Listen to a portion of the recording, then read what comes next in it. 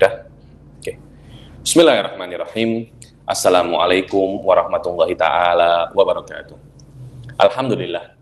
Alhamdulillahirabbil alamin wassalatu wassalam ala sayyidil mursalin wa ala alihi wa sahbihi wa man tabi'ahum bi ihsanin ila yaumiddin. Nawaitu ta'aluma wa ta'lim wa nafa wal intifa wal ifadah wal istifadah wal hatha ala tamasuki bi kitabillahi ta'ala wa sunnati rasulihi wa du'a ilal huda wa dalalata alal khairi wa bigha'a mardatihi wa qurbihi wa thawabihi subhanahu wa ta'ala. Allahumma faqihna fid din wa alimna ta'wil. Rabbi shrah li sadri wa yassir li amri wahlul 'uqdatam min lisani yafqahu qawli waj'al li waziran min ahli.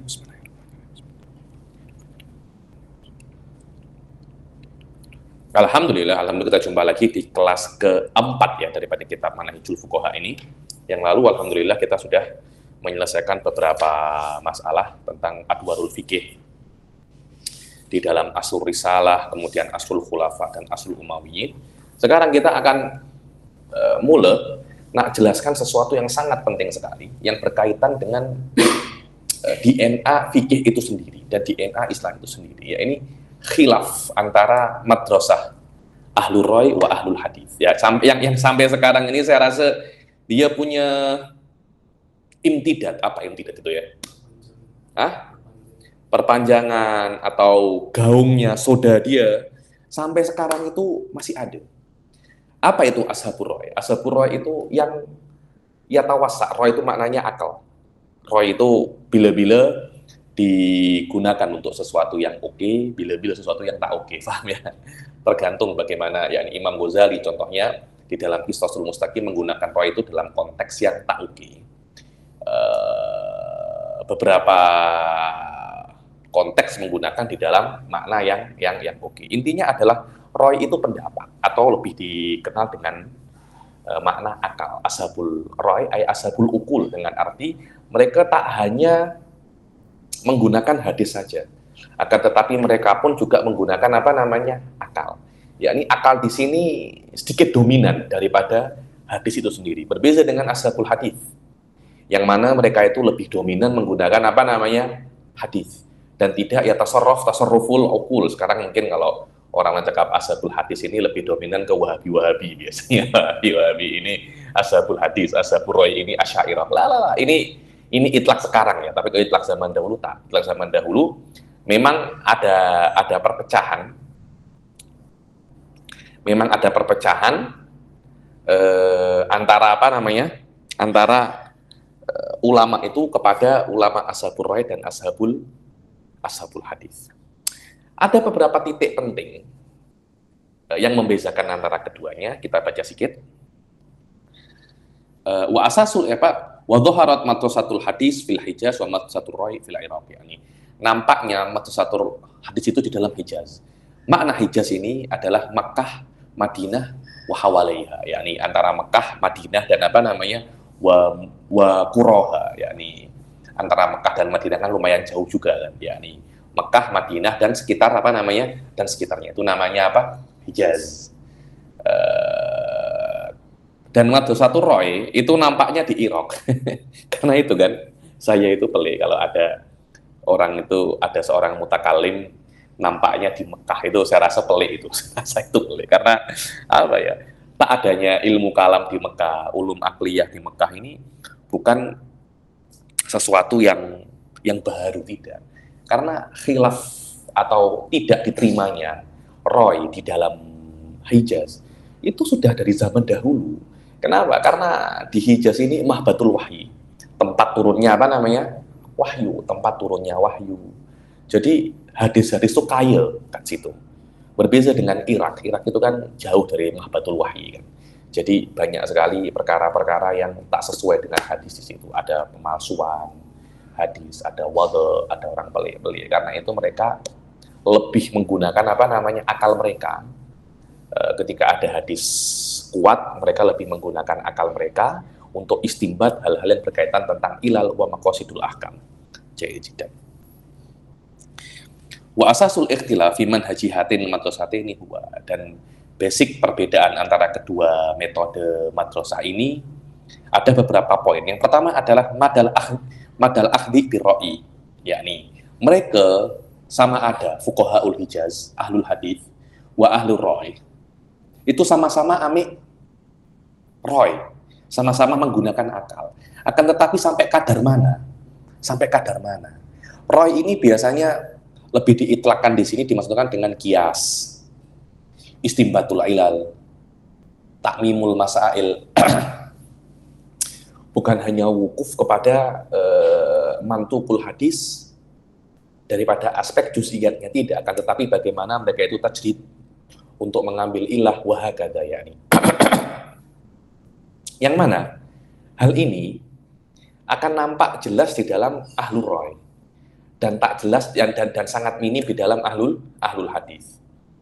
Jadi ketika berdebat masih di round pertama, ahlul hadis sudah jatuh, sudah kalah dengan apa namanya? Kalah dengan ahlul roy, itu kalah dengan ahlul roy. Fa fuqahaul Hijaz yaqifuna indan nusus. Fuqaha Hijaz itu berhenti di dalam nusus, wala yaftuna bi ra'yihim, dan mereka tidak berfatwa dengan pendapat mereka, yakni hanya pas nas semacam ini wakhalas, yakni lebih dekat kepada dzahiri mungkin. Muhtajina bi qaulihi ta'ala wala taqfu ma laysa laka bihi ilm. Dalil mereka adalah ayat jangan kamu mengikuti yang kamu tidak tahu, yang kamu tidak yakin. Dan mereka itu terpengaruh daripada apa yang dinukil daripada Abdullah bin Umar dan orang-orang yang sepakat dengannya.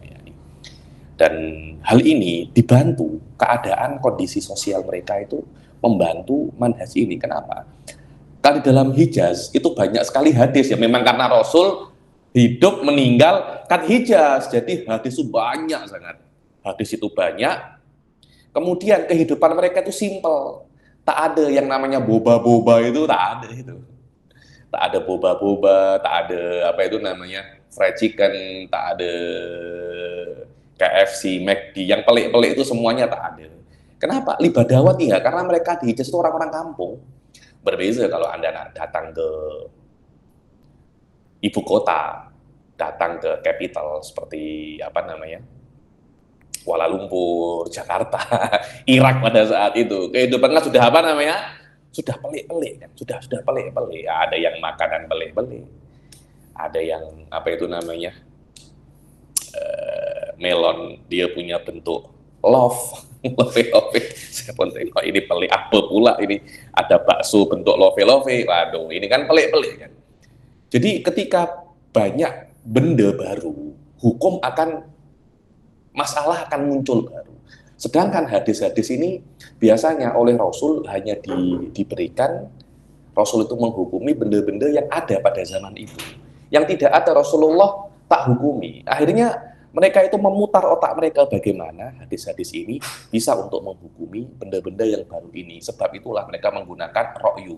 Hadza huwa istimbatul ahkam, istikhrajul ilal, masalikul ilah, semuanya oke kat situ. Ya, ini saya pribadi lah ya, saya lebih sesuai dengan manhaju ahlul roy daripada ahlul hadis. Karena memang saya ini bab-bab mantik, ilmu kalam ini memang saya ini apa namanya? Suka ya. Ini hadis-hadis ini saya tak terlampau pandai dalam bidang ini.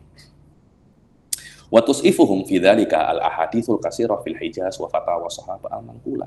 Dan membantu ashabul hadis itu banyaknya hadis di dalam Mekah. Begitu pula banyak sekali fatwa-fatwa sahabat yang dinukil di Hijaz itu. Dan mereka itu sangat yatasahlu.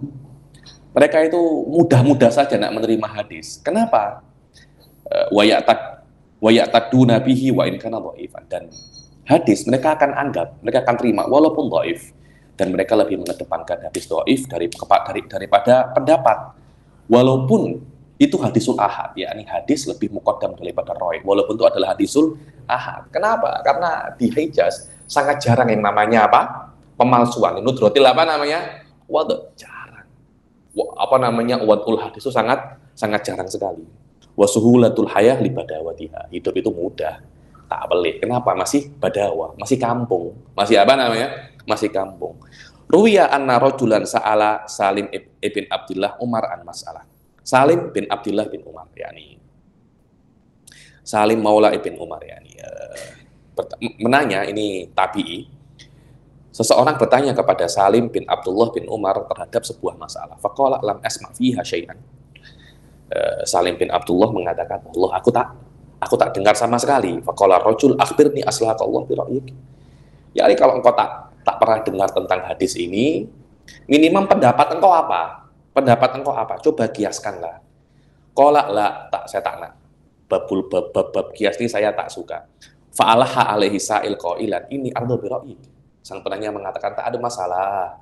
Ya Syekh, ya Habib, ya Kiai, nanti Habib saja saya cakap, nanti Proba Alawi pula. Tak, ya Syekh.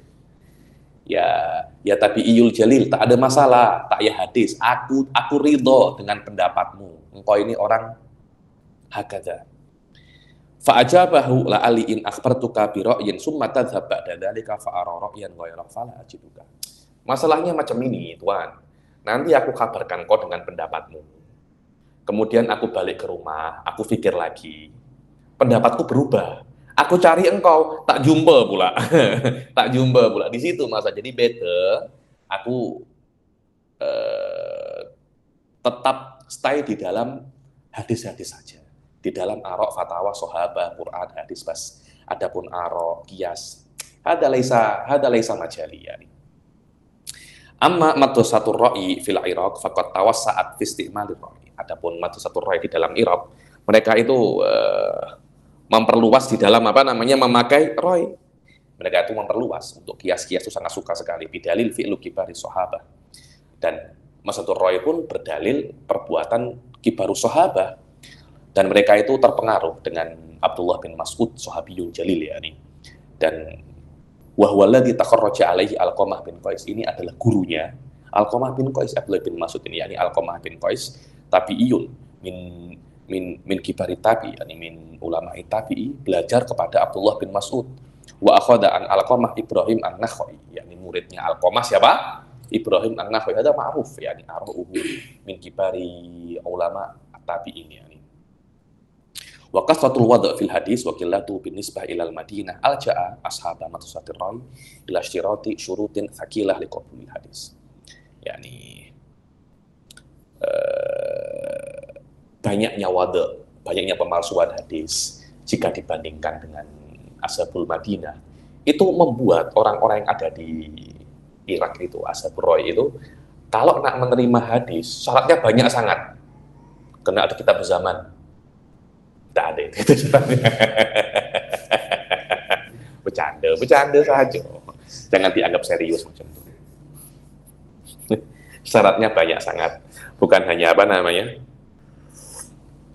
bukan hanya syarat-syarat yang dipakai oleh ashabul Madinah. Ashabul Madinah mereka itu hidup senang aja, mereka hidup santai karena mereka kampung. Ini Irak ya, Irak ini pusat khilafah pada saat itu. Engkau bayangkan ya nih, di Kuala Lumpur tuh ada berapa orang pelik-pelik, di Jakarta ada berapa orang pelik-pelik. Saya 3-4 hari di Jakarta beberapa bulan yang lalu itu. Ya Allah, setiap saya keluar saya tengok orang gaduh, kata saya pergi saya tengok orang gaduh, saya pulang saya tengok orang gaduh. Astagfirullah. Ya sudah, saya cakap kepada kawan saya, macam mana kau boleh tahan? Sudah, saya hidup di sini ya. Dia hidup di sini, saya mati pun akan di sini. Lama-lama engkau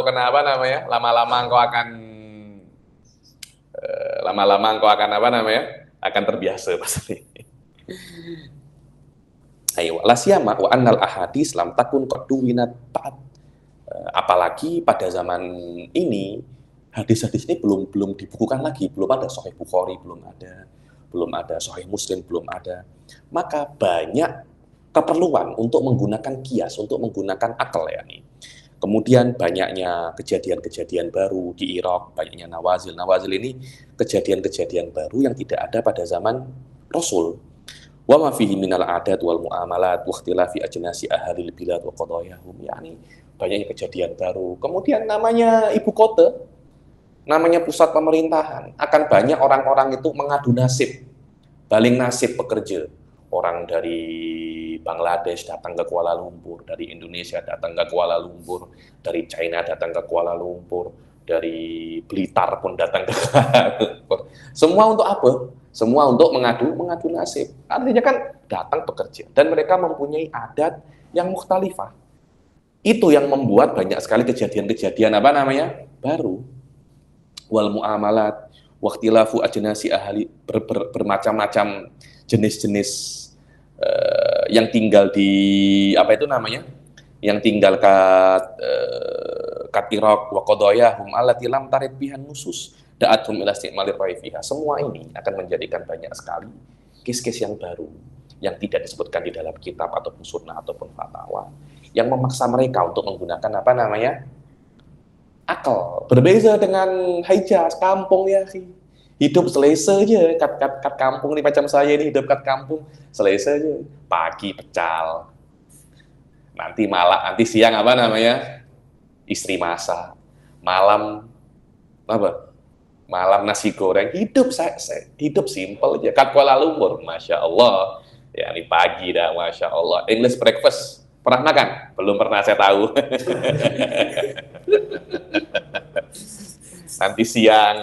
nanti siang Ustadz Muhsin ajak saya, Habib, cum makan kedai Jepun.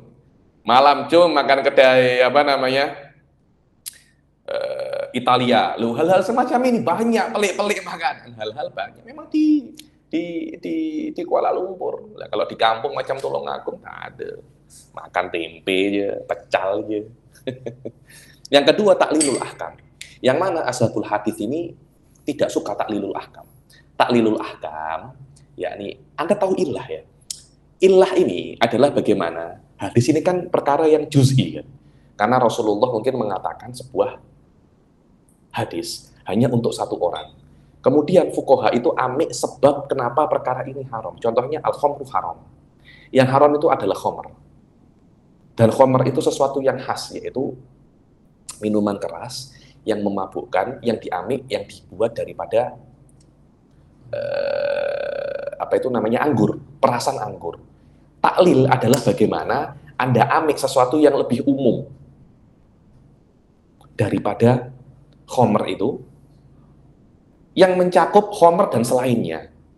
Itu namanya taklil. Itu namanya apa namanya? Taklil. Ya memang taklil ini laisa qat'iyan, Suf. Karena itu Anda kalau belajar di usul fikih ada namanya masalikul illah. Lah, masalikul illah ini daripada 9 atau 10, yang qat'i mungkin hanya 1 atau 2. Wa hadza qalil. Majority illah-illah yang ada ini semuanya dhonni. Dan dhonninya itu bukan dhonni yang kuat. Dhonni itu kan di atas 50% sampai 99%. Dhonninya itu hanya 55%, hanya 56%. Yakni dhonninya tidak terlampau apa namanya? Dhonni. Sebab itulah orang-orang Hijaz itu, ulama-ulama Hijaz itu tak suka ini terlampau dhonni. Aku tak terlampau suka hal semacam ini. Iktafa yakni fuqaha Hijaz itu mencukupkan diri mereka itu dengan menghafal Quranul Karim, ahadits nabawiyah dan fatwa-fatwa para sahabat dan memahami zahirun nusus, hanya zahirnya nusus, tidak perlu untuk taklil. Dan illah ini min aham bal huwa aham mabahis usuliyah yakni lianna dengan illah ini ya ummul hukum. Ustaz Abdurrahman daiman yaquli ya Ustaz Abdurrahman Segaf mufti Tarim, mufti Sewun selama saya, ya Zainal Abidin, ya Ali, ala illah idza thabatat ammat. Ala illah idza thabatat ammat. Illah itu jika thabat dia akan umum kepada semua masalah. Ghairu bahithin an ilalil ahkam. Mereka tidak cari ilalul ahkam. Ya sudahlah, hadis yang ini sudah yakin. Kenapa kita nak cari apa namanya illah, yang mana illah itu dhanni. Adapun fuqahaul Iraq, mereka itu lebih masuk mendalam. Melihat yakni mereka lebih masuk lebih dalam, berpikir di dalam maqasid syariah dan di dalam usul syara, dan mereka melihat bahwasanya makna hukum syariat itu makul walaisa tauqifi. Yani kenapa syariat, kenapa khamr itu haram? Itu bukan ta'abudi, bukan tauqifi itu makulul makna. Maknanya ada satu makna yang kenapa Allah itu mengharamkan khamr. Ada semacam maslahah wal mafsadah.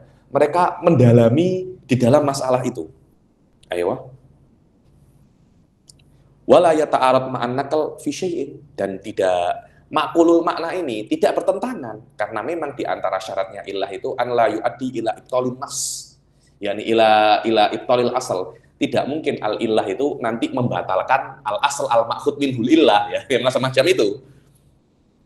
Wa qasduhu tahqiqu masalihil ibad wa dar'il masail. Yakni maksudnya adalah tahqiq masalihul ibad wa dar'il, yakni maksudnya syariat itu adalah bagaimana merealisasikan maslahatnya manusia itu dan menghalau mafsadah.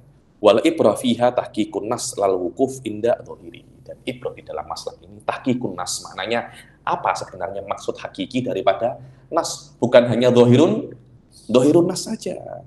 Fahina warad dan nas inna sadaqatal fikir hiya sa'un min tamrin aw syair. Sekarang beri contoh. Contohnya ketika ada nas bahwasanya zakat fitrah itu satu sok daripada tamr au syair. Tamr itu kan kurma, syair itu kan apa? Gandum. Maknanya satu sok daripada makanan yang biasa kalian makan. Dibilang kutu ahlil balad, kutu ahlil balad. Yang mana ashabul hadis akan cakap, ya sudah, kutu ahlil balad, ya kutu ahlil balad. Ya tamr, kalau orang makannya tamr, ya tamr, makannya syair, ya syair, makannya beras, ya beras. Makannya apa? Makannya jagung, ya jagung. Sudah kita tak ya buat pelik-pelik. Oh tidak. Ahlul iraq lebih masuk, lebih mendalam. Oke, sebenarnya zakatul fitr itu maksudnya apa sih? Kenapa Allah mewajibkan kita zakat fitrah dan diberikan kepada asnafus samaniyah itu? Kenapa semacam itu? Iya, kan untuk membantu orang-orang, minimal untuk membantu asnaf ini, untuk membantu fuqara wal masakin. Oh, berarti maksudnya zakat fitrah adalah membantu kan? Selama dia itu membantu, yang penting hasol maknal musa'adah, hasol maknal i'adah, faqat hasola makna zakatul fitrah. Dari sini fuqahaul iraq ini mengatakan bahwasanya bisa apa tidak harga satu sok beras kita beri, bukan berasnya tapi harganya. Berapa harga satu sok beras? Satu cakap aja 4 kilo, aman 4 kilo atau 3 kilogram. 3 kilogram kira-kira kalau di Indonesia 3 kilogram itu sekitar 50.000. Kita beri 50.000. Di Malaysia mungkin sekitar 25 ringgit, 25 kita beri 25 ringgit. Loh, di dalam 25 ringgit bukankah juga ada i'anah di situ? Juga ada i'anah, dan bahkan i'anahnya mungkin lebih daripada Anda memberikan apa namanya? Memberikan beras. Aywa. Fahina waradan nas anna sadaqatal fitr hiya sa'un min tamrin aw syair qala fuqahaul iraq inna maqsudan nas wa i'anatul fuqara bisa au qimatuhu nakdan. Yani fuqahaul iraq mengatakan bahasanya maksud daripada nas itu adalah membantu fuqara dengan satu sok atau qimatu sok nakdan, cash. Adapun fuqahaul hijaz mereka mengatakan bahwasanya al matlub huwa ikhraju sok bi khususihi, mengeluarkan sok dengan apa namanya? Ikhraju sok itu tidak bukan maknanya itu bukan qimatu sok, tapi memang khusus sok. Kenapa kok khusus sok? Iya, karena sok daripada barang apa namanya? Daripada kutu ahlil balad, makanan pokok sebuah kampung, sebuah masyarakat, itu penting. Karena orang itu kalau tengok beras ada di rumah, hati tenang apa tak? Ada kawan saya itu, berasnya habis, dia pening. Habib, beras habis, Habib. Habib, berasnya habis. Loh, ketika Anda di rumah, Anda tengok beras itu banyak, hati tenang apa tak? Tenang. Loh iya, Beb. Saya pun hatta walaupun tidak ada beras, Beb, tapi ada uang tetap tenang. Ada orang nak beli peti sejuk. Peti sejuk ini, wih, mahal nih, 3.000 ringgit. Beda 3.000 ringgit, aku letak poket aku. Hatiku sejuk kan. Saya beli peti sejuk. Tertawa. Wa tujzi'ul qimah akhdan biman tuqinas. Fuqahaul hijaz mengatakan bahwasanya la tujzi'ul qimah, tidak boleh menggunakan apa namanya? Harga, tidak boleh. Kenapa? Akhdan bidhahirin nas. Kemudian perbedaan antara madrasah ahli hadis wa ahli rai. Ahlur rai itu ada namanya iftiradul masail. Ini namanya al-fiqhul iftiradi. Apa itu iftiradi? Iftiradi itu apa ya? Iftiradi. Dia ada bahasa dia untuk lupa saya apa. Dia ada bahasa khas pemakaian iftirat di dalam konteks sekarang ini. Apa? Dibilang kalau Anda sebelum presentasi kemudian Anda berlatih dahulu. Itu namanya iftirati. Lupa saya namanya. Jadi itu di sini maknanya adalah fikih. Tidak hanya yang sudah jadi diberi hukum tidak, akan tetapi fikihnya belum ada, Anda sudah yaftaridul masalah. Masalah yang belum terjadi, ada kemungkinan terjadi, dan Anda beri hukumnya. Ada namanya iftiradul masail. Dan yang paling dahsyat pasal ini Imam Abu Hanifah. Imam Abu Hanifah ketika meninggal, beliau meninggalkan 70.000 hukum dalam masail iftiradiyah. Yang mana majority masail-masail yang ada ini, hukum-hukum saja sekarang diambil daripada fikihnya Imam Abu Hanifah. Jadi Imam Abu Hanifah hidup 1.300 tahun yang lalu, akan tetapi fikihnya tetap bisa dipakai setelah itu. Setelah 1.000 tahun beliau itu hidup. Bagaimana hebatnya Al-Imam Abu Hanifah. Lam yaftarid fuqaha'ul Hijaz al-masail qabla wuqu'iha. Fuqaha'ul Hijaz saya tidak mau iftirat masail ini apa. Ya, jadi dulu baru saya beri fatwa. Kenapa? Karena fil asal mereka itu tidak condong kepada ijtihad biroi. Hatta di dalam masail yang waqi'ah, yang sudah terjadi loh, mereka tidak suka untuk ijtihad, apalagi yang belum terjadi. Fa kaifa bil masail allati lam taqa wa taqaddama kalam Zaid ibn Tsabit fi dzalika alifan wa huwa dalilun ala anna fiqhahum kana waqi'iyyan. Dan ini adalah dalil bahwasanya fikihnya Ahlul Hijaz itu reality, dengan makna ada masalah baru ada hukum. Mereka tak macam Ahlul Iraq. Masalah belum jadi, dah prepare. Ayo, adapun fuqahaul Iraq, maka condongnya mereka kepada Roy itu mengundang mereka atau menjadikan mereka, mendorong mereka untuk berijtihad di dalam masail-masail yang mereka itu iftiratkan, mereka buat-buat sendiri, dan masih belum terjadi. Mereka anggap hal itu daripada aspek hipotesis atau apa. Mu'tabirina dzalika min babil ihtiyat lil mustaqbal. Yakni, ini masih belum jadi, tapi kalau jadi kita sudah ada hukumnya. Wa fiqhuhum bada'a fiqhan waqi'iyan summa ta'addahu ilal fikil iftiradi. Dan fikihnya orang-orang Iraq itu awalnya reality, fikih reality, kemudian melampaui itu, bukan hanya fikih reality, melampaui itu untuk fikih hukum terhadap perkara yang belum terjadi. Yani Imam Abu Hanifah kana yahkum bagaimana sholatnya orang yang sampai ke matahari. Itu zaman dahulu, kalau ada orang sampai ke matahari, bagaimana bagaimana sholatnya. Dulu kan macam mana sampai sekarang. Kelas Nas jadi astronot, macam-macam kan. Ada satu orang daripada mana itu namanya? Imarat. Jadi astronot. Wallahu a'lam, mungkin hukum sholatnya ambil daripada perkataannya Imam Abu Hanifah. Walidzalika sya'a fi munaqasyatihim an yaqulu fi furudihim ara'aita. Karena itu sya'a tersebar dalam, kalau orang-orang itu berdiskusi, pasti mereka mengatakan ara'aita. Coba kamu tengok, macam mana jika semacam ini? Laukana kada wa kada hatta samahum husumahum bil ara'aitiyin. Sampai lawannya mereka itu mengatakan ini adalah ara'aitiyin. Ada Dr. Ali Al-Qaradari sekarang menjadi ketua Rabithah Alam Islami Ausyik itu. Beliau mengampulkan fikih namanya fikih ara'aitiyah ya. Fikih ara'aitiyah ini daripada kata Imam Abu Hanifah ara'aita. Wa kana tabi'ul Iraqiyin idza sa'ala ahaduhum wa ujiba atba'u bi su'alin akhar. Dan tabiat orang Irak itu kalau ditanya, dijawab, dia tanya pertanyaan yang lain yang ada hubungannya kepadanya di lawazim masalah. Kalau semacam ini, terus semacam itu, lawazim masalah. Wa ruwiya anil Imam Malik annahu qala li tilmidihi Asad ibn Furat lamma aktsara min hadhil asilah.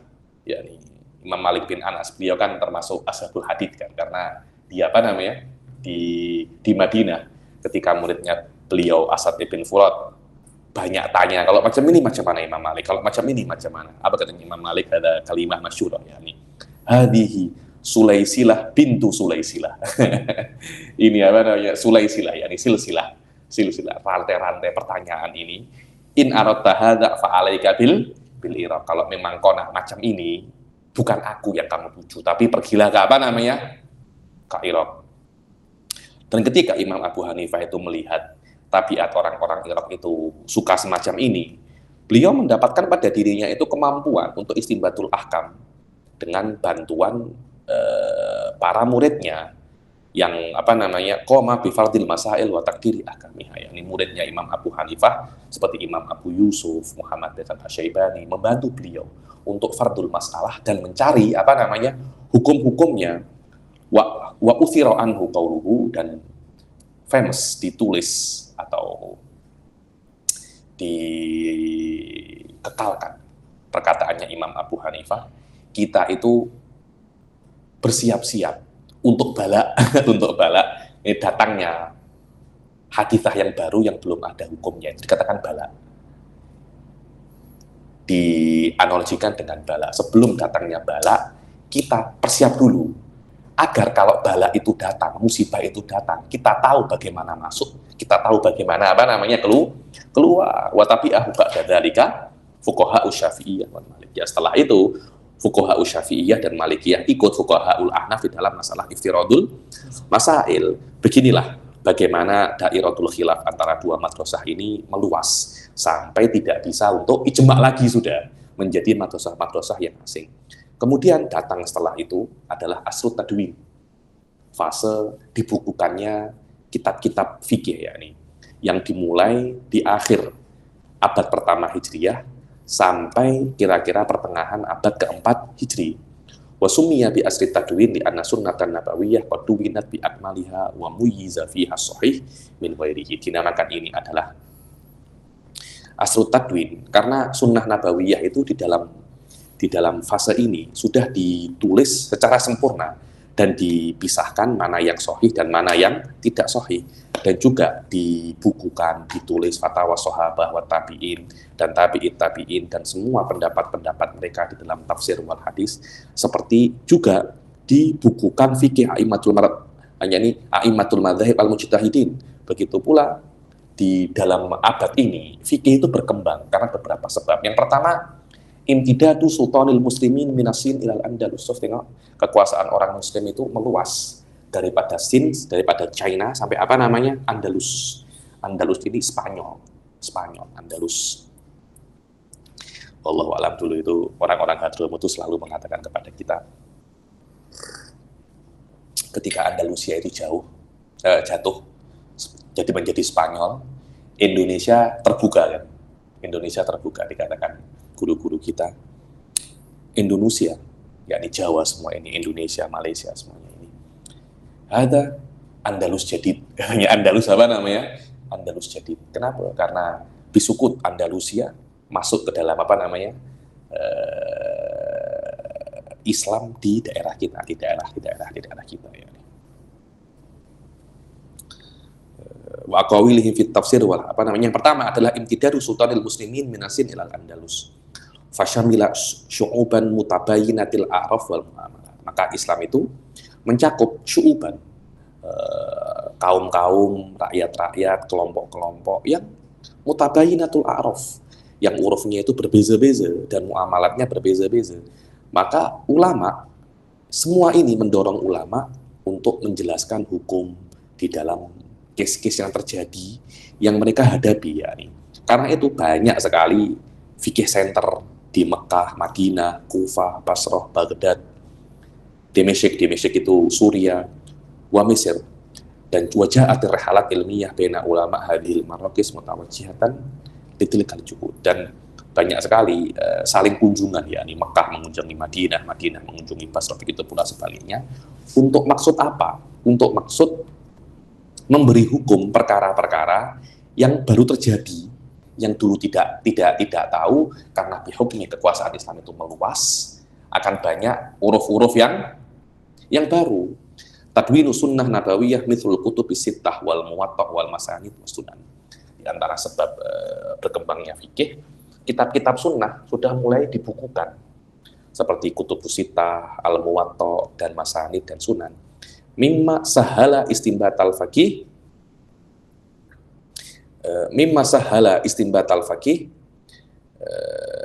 al-hukm syar'i minha bi ghairi ana, yang adanya buku-buku ini mempermudah bagaimana mujtahid idza utliqal faqih, faqih maknanya al-faqih wal mujtahid ya. Yakni faqih ini mengalami degradasi makna sebenarnya. Faqih pada zaman dahulu idza utliqal faqih di dalam kitab-kitab ulama usul fikih maknanya adalah mujtahidul mutlak. Kemudian faqih ini sekarang menjadi menurun. Maknanya faqih ay naqalatul fikih. Naqalatul fikih yang menukil fikih. Mungkin sekarang katakan hadza faqih dari sul fikih. Apa namanya? Yang belajar fikih namanya faqih. Pada zaman dulu tidak al-faqih wal mujtahid. Mujtahid mutlak ya ini. Nah, dengan adanya banyak sekali kitab-kitab yang sudah dibukukan, akhirnya mujtahid mutlak itu mudah untuk istinbatul ahkam. Yang keenam, nampaknya ulama-ulama yakni a'lamul ijtihad. A'lam ini nama-nama besar dalam ijtihad. Wa nawabil. Nabighah ini jenius. Orang-orang yang jenius daripada fuqaha yang akhirnya mereka itu mempunyai mazhab-mazhab yang khas yang diikuti sampai sekarang. Contohnya adalah yang pada satu diikuti, yakni mazhab ini banyak sebenarnya. A'immatul mazhab ini banyak. Bukan hanya a'immatul arba'ah. Cuma masalahnya a'immatul arba'ah inilah yang sampai sekarang ini apa namanya? Langgeng. Sampai sekarang ini langgeng. Sampai sekarang ini langgeng dengan arti mereka itu mempunyai keistimewaan. Kitab mereka itu, pendapat-pendapat mereka itu dibukukan. Dan murid-murid mereka, Ustaz Hasan, setelah mereka itu meninggal, tetap melestarikan pendapat mereka. Dan juga murid-muridnya terus yakhdumun. Yakhdum itu maknanya khidmat dengan mazhab mereka. Di sini loh, Ustadz Marco, yang namanya khidmat kepada ulama itu. Khidmat kepada ulama bukan hanya setakat kita orang itu drive dia, menjadi driver, menjadi syufir. Bukan hanya kita itu YMS yang membawa sendal. Bukan hanya semacam itu. Bukan hanya YMS yang membawa slipper. Bukan hanya itu. Al-khidmah fil ulama, anta itu menjelaskan pendapatnya. Takhdum ulumahum, dengan arti, oh, guru saya dulu menjelaskan kitab ini dan belum selesai, ana ba'u kamil. Ini masih belum jelas, ana ba'u bayyin. Jadi pendapat-pendapat guru itu setelah gurunya itu meninggal tidak hilang, akan tetapi dilestarikan oleh apa namanya? Oleh murid-muridnya. Sebab banyak sekali ulama-ulama seperti Sufyan Ats-Tsauri, dikatakan Sufyan Ats-Tsauri afqah min Imam Malik. Cuma murid-muridnya tidak sekuat murid-muridnya Imam Malik. Karena itu amik murid itu juga penting. Kenapa? Karena murid inilah yang akan apa namanya meneruskan perjuangan apa namanya gurunya Imam Syafi'i ketika beliau itu pindah daripada Irak ke Mesir. Untuk apa? Min dimni maqasidihi al-bahts anit thalabah. Karena thalabah inilah kitab penting. Tapi walaupun ada kitab, tapi kalau tidak ada murid yang menjelaskan kitab itu dengan kitab-kitab yang lain, dengan tadris, dengan ta'hilut thalabatil ilm al-akharin, susah ini. Karena itu al-kutub juga muhim, thalabah juga apa namanya? Thalabah juga amrun muhim ya. Di sini yang membuat a'immatul arba'ah ini stay sampai sekarang. Kenapa? Di kathratit thalabah. Setelah mereka meninggal, thalabah mereka melestarikan peninggalan mereka. Jilan ba'da jilin, kitaban ba'da kitabin, syuruhan, yani syarhan ba'da syarhin, wa hakadha ila yaumina hadza. Yang mana ulama-ulama yang lain tak sampai semacam itu. Kitabnya ada, tapi yang bayan tidak ada. Karena tengok mazhab Syafi'i ya. Mazhab Syafi'i ini setelah zamannya Imam Syafi'i diteruskan oleh Imam Buwaiti, oleh Imam Muzani. Mereka namanya mujtahidul muntasib. Mereka yufarri'una maqalahun Nawawi, ya, maqalahu Syafi'i.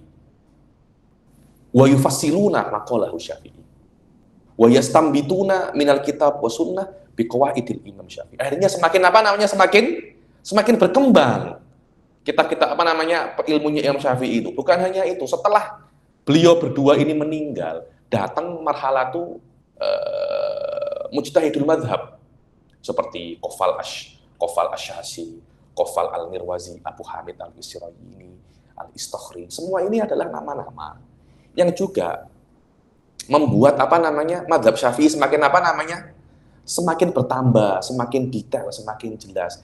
Di semua imatul madhab itu ada. Dengan imam-imam yang lain, dalam imatul arba'ah itu ada. Dalam imatul madhab yang lain ini tidak ada. Jadi mungkin setelah Sufyan Ats-Tsauri, murid mereka habis. Dan terus siapa yang melestarikan pendapat-pendapatnya Sufyan Ats-Tsauri ini macam mana? Siapa? Padahal Sufyan Ats-Tsauri ini lebih alim daripada Imam Malik, sampai wakana Sufyan afqahu min Malik laula tullabuhu la yura'unahu. Siapa contoh ulama-ulama yang nampak pada fase itu? Contohnya mazhab Jabir bin Zaid al-Mutawaffa sanah salasa wa tis'in, Rasul mazhab al-Ibadi, kepala mazhab Ibadi, wal Hasan al-Basri meninggal tahun 110 Hijriah. Zaid bin Ali, hadha huwa Imam Zaid bin Ali, anaknya Sayyidina Ali bin Abi Thalib, dan beliaulah yang kepala mazhab Zaidiyah yang dipakai di Son'a, yakni Syiah Zaidiyah, ya ini kepalanya Syiah Zaidiyah ini. Wakana Imam Abu Hanifah kila annahu yusaidunahu, Zaid bin Ali, wakana yusaidunahu bi amwalihi, yakni Imam Abu Hanifah mendukung beliau untuk menjadi apa namanya beliau atau Muhammad ibn Hasan al-Mulaqab bin Nafsi Zakiyah, yakni imam hadza wa hadza. Maknanya Imam Abu Hanifah pun masuk politik. Masuk politik ketika itu beliau masuk apa namanya masuk pertarungan politik lah. Tapi bukan beliau nak jadi apa namanya calon, tidak, kan, tetapi beliau melihat bahwasanya khilafah pada saat itu tuh tak oke. Karena itu kan beliau tidak pernah menjadi qadhi, kan, ditaruh jadi qadhi, tidak mau. Kenapa? Karena beliau melihat ada masalah dalam khilafah pada saat itu, dan beliau yuqaddim dzurriyyatur Rasul untuk menjadi apa namanya? Untuk menjadi khalifah pada saat itu. Bukan Ba'alawi, ya. Ba'alawi lagi nanti. Wa Ja'far As-Shadiq yang meninggal tahun 148, wa Imam Abi Hanifah 150, wal Auza'i yang meninggal tahun 157, Sufyan Ats-Tsauri meninggal 160, wa Laits bin Sa'ad, hadza wa Laits bin Sa'ad, yang kalau Anda ke Mesir ada pernah Laits bin Sa'ad, ya. Di Mesir katanya karena kariman, ya nih, dan sampai sekarang yang ziarah ke sana kena makan dulu. Alhamdulillah konsurtu, ya nih, dan makan seadanya, ya nih. Wa Laits bin Sa'ad al-Mutawaffa sanah 175 sampai sekarang, Suf. Yakni adat 100 sejak tahun 175 Masehi sampai sekarang. Ke sana mesti apa namanya? Makan tuduli anak kariman. Laits bin Sa'ad ini. Mana tadi? Yang meninggal tahun 175, wa Malik bin Anas yang meninggal 179, wa Sufyan bin Uyainah yang meninggal 198. Wa Syafi'i yang meninggal 204, wa Ishaq bin Rohuyah. Anda boleh baca Rohuyah, Rohaweh juga bisa. Sibaweh, Sibuyah boleh. Yang meninggal tahun 238, wa Abi Thawr al-Mutawaffa 240, wa Ahmad bin Hanbal Mutawaffa 241, wa Dawud Ad-Dhahiri. Ad-Dhahiri ini muridnya Imam Ahmad bin Hanbal yang meninggal 270, wa Ibnu Jarir At-Tabari meninggal 310. Wa katsirun min hadhil madzahib qad inqarat, banyak sekali daripada mazhab-mazhab ini yang apa namanya? Yang sudah punah. Yaitu kenapa? Tidak ada murid yang melestarikannya, Falam yujad lahum atba'un fi zamanina. Tidak ada yang mengaku, oh saya adalah mazhabnya Abu Thur. Ada semacam itu? Tidak ada. Wa sayati ba'da qalilin bayanul madzahib al-hayyah wa manahijuhatul istinbah. Insyaallah sekejap lagi akan datang di mana saya akan menjelaskan tentang madzhab yang masih ada dan bagaimana metode mereka untuk beristinbat, yakni. Wa raghiba sahibu kulli madzhabin munadharata asabil madzahibil ukhra fil masajid wa halaqatit tusuf. Tengok. Dan biasa setiap madhab nak berdebat membuktikan bahwasanya mazhabku ini adalah yang paling itu tuh biasa ya berdiskusi, berdebat. Ini mesti menjadi kita mempunyai kebudayaan. Biasa itu. Tapi nanti begaduh, biasa begaduh. Awal-awal begaduh, lama-lama terbiasa. Malah kalau Anda tidak berdebat, tidak berdiskusi, nanti demonstrasi, berdemo di jalan-jalan, berdebat di warung kopi apa, berdebat. Yang kalah marah ya biasa, besok debat lagi. Karena itu jika ada orang itu nak jemput Anda, datang. Jangan jemput balik. Ya pelik kan? Ini Pak Alawi lagi, bukan. Biasa ya, ini perdebatan macam ini tuh biasa. Perdebatan antara Imam Syafi'i, Imam Syafi'i dan Imam Malik itu biasa semacam itu. Sampai Imam siapa itu namanya Asyirazi, Abu Ishaq Asyirazi dijuluki khilafi. Khilafi maknanya mutakhasis di dalam masalah itu apa namanya? Khilafiyah. Biasa semacam itu, bukan perkara yang tak boleh berdebat. Yang tak boleh berdebat itu berdebat yang hanya untuk menang. Berdebat kalau orang Indon cakapnya berdebat usir. Itu yang itu tidak boleh, tapi berdebat dengan SOP yang benar. Ada jayyid, Suf. Ada jayyid. Kenapa? Wajadiltum billati hiya ahsan. Ya nuqad jadalatana faktarta jidalana. Biasa semacam itu. Al-jidal huwa wadhifatul anbiya. Ayo. Wa qad tastamirul munadharah al-ayyam al-atidah bainahum. Kadang-kadang perdebatan itu berhari-hari antara mereka. Wa yuhawilu kullun minhum an yuthbita qaula madhhabihi bil adillah. Yani setiap daripada mereka itu ingin membuktikan pendapat madhabnya itu dengan dalil. Fatatamah hasul ara' wal adillah natijata ta'ammuq fil bahts. Karena akhirnya setiap pendapat itu semakin kuat. Oh ini lemah, dibuang dalilnya lemah, cari dalil yang baru. Karena itu guru saya Kata Brahma Segar selalu mengatakan bahwasanya mazhab yang paling kuat itu dua, Syafi'i dan Hanafi. Kenapa? Karena antara dua mazhab ini selalu jadi apa namanya? Perdebatan. Kenapa? Karena mereka itu berlomba-lomba nak jadi pejabat pada saat itu. Siapa yang jadi qadhi. Mereka nak menyebabkan pengaruhnya. Biasa itu. Ini saya pribadi nak mazhab Syafi'i di Indonesia tersebar. Saya nak ilmu kalam tersebar. Biasa itu. Akhirnya saya berdebat dengan orang-orang Wahabi, dengan orang-orang Wujudi. Hal ini tuh perkara yang biasa. Dengan adanya perdebatan, semakin banyak dalil, semakin banyak perkara-perkara yang baru-baru. Mazhab Malik jarang ada perdebatan. Mereka dah settle kat Maghrib Arabi. Jadi peninggalan mazhab Malik tidak sekaya mazhab Syafi'i dan Hanafi. Lah mazhab Imam Hambal, mazhab Imam Ahmad bin Hambal aslan fi khilaf hal huwa mazhab amla. Lah ya, Imam Ibnu Katsir atau siapa? Saya lupa ya ini. Satu daripada Imam Madhab, satu dari Imam Hadis Kutubus Sittah mengatakan Imam Ahmad bin Hambal laisa mujtahidan mutlaqan wa innama huwa muhaddis. Jadi jangan dibandingkan mazhab Imam Ahmad bin Hambal dan mazhab Imam Syafi'i berbeza. Aqwal madzahib imma mazhab Syafi'i atau mazhab Imam Abu Hanifah. Wa yabdu anna mazhab Imam Abu Hanifah aktsaru intisyaron min mazhabil Imam Syafi'i. Dulu kita itu ketika dengan Syekh Said Foda itu selalu tanya semacam itu, Syekh mana yang lebih banyak muhakkik daripada mazhab Syafi'i atau Hanafi? Allah ya Syekh Zain, ya bu annal Hanafi aktsar ya. Annal Hanafi apa namanya? Aktsar ya. Walakin lan nusallim Imam Razi lahum ya. Imam Razi lah kan berdebat ya, kita kan kelas-kelas itu banyak orang-orang pada Turki kan. Khilaf hal tiftazani Hanafi atau Syafi'i lah, ada wa Syafi'i lah kata. Alas ya akhi, khudh tiftazani walakin wallahi lan nusallim apa namanya? Ar-Razi ya akhi, Razi ada bila kalam wa Syafi'iyun qah ya, ini Syafi'iyun qah. Cita. Fatatamahas al-ara' wal adillah natijata ta'ammuq fil bahts. Yang keempat, riayatul khulafa'il Abbasi. Ini sebab kenapa kok fikih itu berkembang. Karena ada riayah, ada perhatian khusus khulafa Abbasiyin di dalam masalah fikih ini, untuk hasil-hasil fikih ini.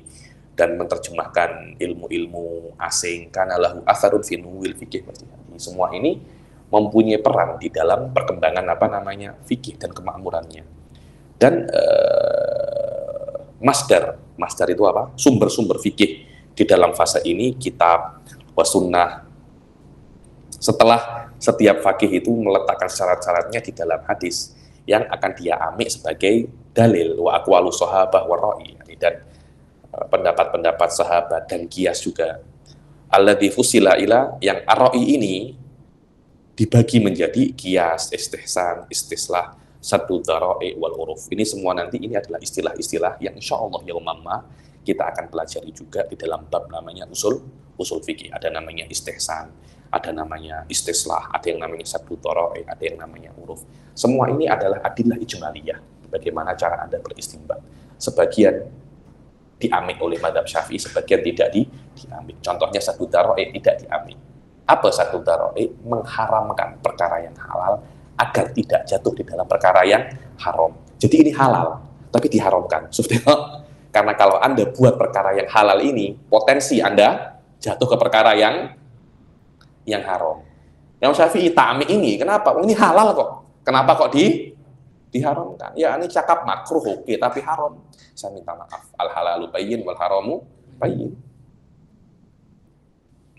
Wa uruf waqtalafu fi i'tibari kulli hadhil adillah al-ijtihadiyah. Kemudian mereka khilaf, yakni apakah semua ini mu'tabar atau tidak. Ada yang ya'tabir istihsan, ada yang ya'tabir istislah, wa hakadha, yakni jahid.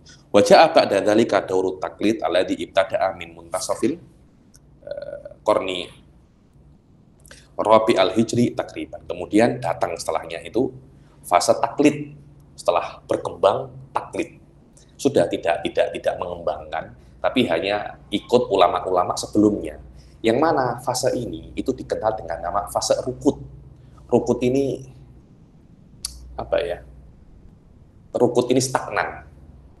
Pakai kaf bukan pakai kof, rukut. Dia stagnan, yakni rukut iktisadi stagnan. Tidak tidak berkembang, bahkan mungkin mungkin menurun. Haitsu tara'at awamil siyasiyah wa nafsiyah wa ijtimaiyah alal mujtama. Kenapa? Karena banyak sekali faktor-faktor politik, kejiwaan, sosial kepada mujtama, kepada masyarakat. Wa fataron nasyad, yakni sudah malas, futur ini lemah. Kegiatan semangat itu melemah, malas ya akhir.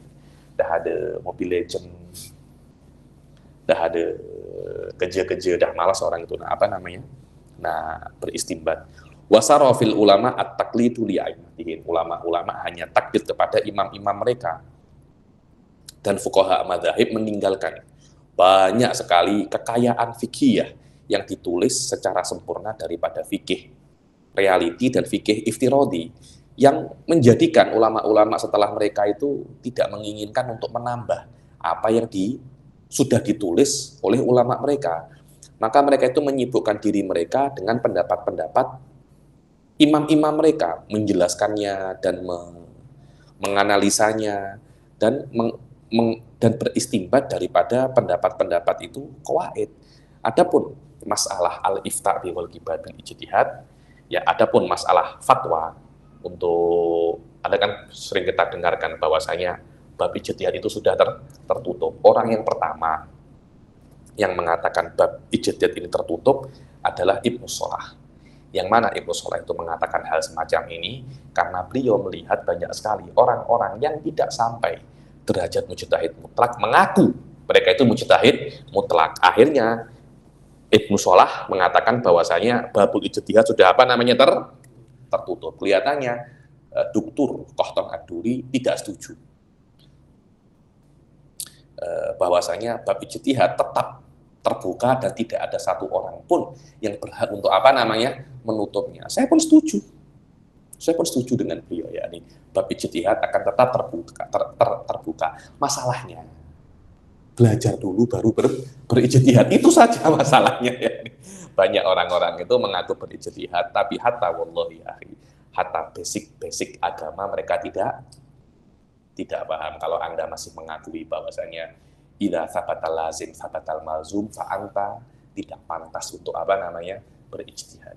Kalau anta masih mengatakan aksul kulliyah mujabah wal kulliyah mujabah, ya ini ya bas udrus awalan, udrus awalan, belajar dulu mantiq, belajar dulu ilmu kalam, belajar dulu fikih, belajar dulu lughah. Ya ini kalau anta masih mengatakan bahwasanya domir kum itu mahdhuf jawazan, ya bas belajar belajar nahwu dulu, tak ya anta berijtihad, tapi tidak wajib menjadi mujtahid mutlak ya. Menjadi muslim yang baik juga tidak wajib menjadi ba'alawi kalian. Tidak wajib menjadi dzurriyyah Rasul. Menjadi muslim yang biasa saja sudah biasa. Insya Allah Anda masuk surga kok. Tidak ada masalah masuk surga. Itu asyhadu alla ilaha illallah wa asyhadu anna muhammadar rasulullah. Tidak perlu menjadi kiai. Tidak perlu menjadi mujtahid mutlak. Sudah cukup Anda menjadi seorang muslim. Anda Anda akan masuk orang-orang kan, saya tidak mau, saya menjadi mujtahid mutlak. Ya, tidak perlu. Kenapa ada dengan mujtahid mutlak? Wallahi, kalau ada orang sekarang ya famuna kalam Syafi'i, nuqabbil yadahu yadaihi wa rijlaihi. Kalau dia bisa paham kalamnya Imam Syafi'i, jangankan bisa baca saja, bisa baca dengan benar tanpa salah. Wallahi anta hik. Nah, lal qiraah fama balukal faham. Baik ya Syekh, baik. Yang mana menutup pintu ijtihad itu ulama mengatakannya karena mereka itu terpaksa. Karena banyak sekali orang-orang itu mengaku sebagai mujtahid di dalam masa itu dan mereka bukan ahli ijtihad. Maka ulama takut mereka itu merusak agama-agama para masyarakat pada zaman itu, ya nih. Wa tadi'u huququhum bi fatawal ba'd li ghayatin ma. Dan banyak sekali hak-hak akan hancur, akan hilang karena fatwa-fatwa daripada orang-orang yang tidak mampu untuk berfatwa, tapi tetap berfatwa. Karena kenapa Anda tidak mampu untuk berfatwa? Kenapa tetap berfatwa? Li ghayatin ma. Saya nak ambil duit. Ada orang semacam itu tuh ada. Jangan kalian itu terkejut, dia alim biasa, orang alim penjahat biasa ya. Jangan kalian terkejut pasal itu. Alim soal sesuatu yang lain. Fa aftau bihi dar'an lil mafsadah wa khiftan lil fiqh min an yusibahu tashwih, ya. Maka mereka berfatwa sudah tidak boleh ada tidak boleh ada babul ijtihad untuk menjaga fikih agar tidak ternodai. Akan tetapi fatwa ini tidak bermaksud untuk mengunci babul ijtihad, karena bab ijtihad itu adalah bab yang dibuka oleh Allah dan tidak ada satu orang pun boleh menutupnya. Sampai sini saja insya Allah hari ini. Jika ada yang bertanya silakan.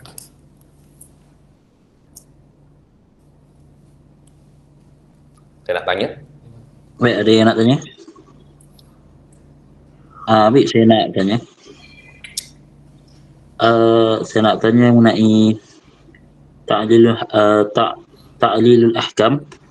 Boleh tak kalau kita cakap ta'lilul ahkam di sisi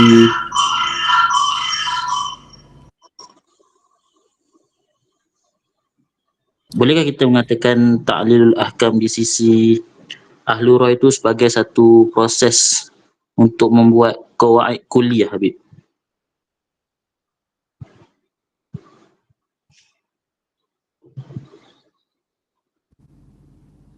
Macam mana? Habib? Ya? Boleh tak kalau saya nak bertanya lah, boleh kita cakap ta'lilul ahkam di sisi Ahlul Ra? Maksudnya satu proses untuk membuat satu qawaid kulliyah daripada hadis dan Al-Quran, Habib. Memang semacam itu, ya. Ini satu proses untuk membuat qawaid kulliyah. Tapi qawaid kulliyah bukan untuk hadis dan Quran. Qawaid kulliyah untuk istinbat hukum daripada hadis dan Quran. Semacam itu. Karena taklil ahkam itu adalah ekstrak sebuah kaidah kulliyah untuk ahkam fiqhiyah. Bukan ekstrak kaidah kulliyah untuk kitab wa sunnah, bukan. Hubungannya bukan dengan kitab wa sunnah, tapi dengan kaidah fikih. Tapi ekstraknya daripada kitab wa sunnah. Lah, cara untuk ekstrak ini dibahas dalam ilmu yang lain, namanya usul fikih. Paham Ustaz? Baik. Faham. Ammar, ayo. Baik, yang lain ada soalan? Rasa tak ada kami, insyaAllah. Sekejap. Oke, jaya tidak. InsyaAllah kita jumpa lagi pasangan. Maaf, ada soalan. Silakan. Ada yang... Selamat Habib. Silakan. Nak tanya Habib, apa yang membezakan keunikan dalam mazhab Imam Syafi'i? Contohnya macam ahli rai yang mementingkan rai, yang sebelah sana pula ahli Hijaz ni dia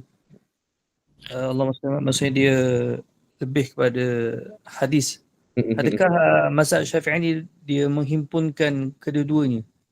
Yaquluna hakadha, yakni para fuqaha mengatakan semacam itu. Tapi saya pribadi macam tak terlampau setuju lah pasal itu. Saya rasa Imam Abu Hanifah pun juga menghimpun antara hadis dan roi ini, walaupun mungkin lebih dominan roinya Imam Abu Hanifah daripada Imam Syafi'i. Yaquluna hakadha. Tapi saya pribadi tak terlampau setuju pasal itu ya. Bahwasanya saya melihat roy dalam mazhab Imam Syafi'i asyad daripada yang di dalam mazhab Imam Abu Hanifah, karena Imam Syafi'i diantaranya Imam Syafi'i tidak menerima qaulus sahabat, Imam Abu Hanifah menerima qaulus sahabat. Itu saja sudah akan banyak sekali ribuan masalah yang berbeda. Yakni kalau Anda benar-benar nak tahu keunikan, Anda tengok ya mudah aja ini. Anda tengok adilah kuliah apa yang dipakai oleh Imam Syafi'i. Sikit kot mungkin hanya 12-13 adilah kuliah. Kemudian adilah kuliah apa yang dipakai oleh Imam Abu Hanifah dan yang dipakai oleh Imam Malik. Anda tengok, di situ Anda akan bisa di situ Anda akan bisa sedikit untuk meraba-raba sebenarnya keunikan mazhab Imam Syafi'i itu apa. Saya rasa wallahu a'lam uniknya Imam Syafi'i ini apa ya? Dalam aspek fikihnya loh ya, fikihnya itu lebih lugawi, lebih lugawi, dan apa ya saya cakap ya, fikihnya itu lebih lugawi dan tidak terlampau waqi'i dia di dalam muamalat, berbeda dengan mazhab Imam Abu Hanifah. Fikihnya itu lebih reality. Kenapa? Karena Imam Abu Hanifah sendiri itu pedagang. Yakni di dalam ibadatnya Imam Syafi'i itu sedikit mudah. Muamalatnya susah. Berbeza dengan mazhab Imam Abu Hanifah. Semua itu terbina. Kalau Anda nak tengok, tulis saja adilah kuliahnya apa saja, kemudian Anda akan bedakan. Nanti sedikit banyak Anda akan tahu apa keunikan mazhab Imam Syafi'i daripada mazhab a'imah yang lain. Wallahu a'lam. Terima kasih Habib. Okey, ada soalan? Maaf Habib, bagaimana ahli Hijaz menyelesaikan masalah baru jika tiada nas daripada Quran, hadis dan qaul? Bagaimana ahli Hijaz menyelesaikan masalah baru jika tiada nas daripada Quran, hadis dan qaul sahabat? Kerana zahirnya mereka tidak terlampau suka untuk tenggelam dengan akal. Syukran Habib. Kalau memang dalam keadaan semacam itu, mereka terpaksa untuk berijtihad. Lah, yakni maknanya tidak terlampau suka berijtihad, mereka hanya berijtihad di dalam kis ini saja. Karena itu di dalam awal-awal tadi dikatakan Ahlul Hijaz pun juga amik roy. Ahlul roy pun juga amik roy, tapi yang berbeza itu mad dan akhad. Sampai mana al-akhdu bir roy itu musyakkak. Ada yang tinggi, ada yang rendah. Madrasatul Hijaz, amik yang paling rendah dengan arti jika sudah jadi masalah dan tidak ada dalam kitab dan sunnah, mereka terpaksa untuk berijtihad, ya mereka berijtihad pada saat itu. Selain itu, mohon maaf, tak ada berijtihad. Imam nggak ada Madrasatul Rai tidak. sebelum jadi 1000 tahun akan datang pun mereka sudah apa namanya berijtihad itu. Wallahu a'lam. Baik, ada soalan? Rasa tak ada kau habis insyaAllah. Cukup, insyaallah kita jumpa lagi di akan datang. Taufik wal hidayah, wa ridha wal inayah. Assalamualaikum warahmatullahi taala wabarakatuh. Syukran Habib.